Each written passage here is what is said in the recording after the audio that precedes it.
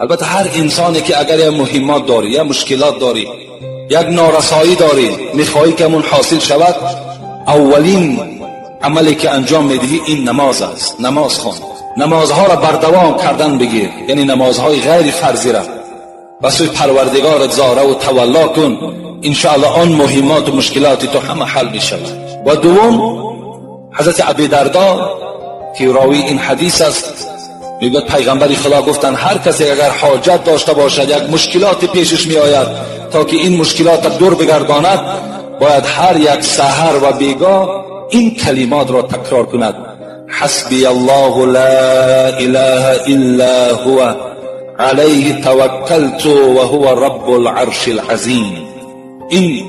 کلمات را 7 بار سحر، 7 بار از قسم بیگاه میگوید، انشاءالله آن مهمات و مشکلاتی که دارید همه دور و برطرف می شود.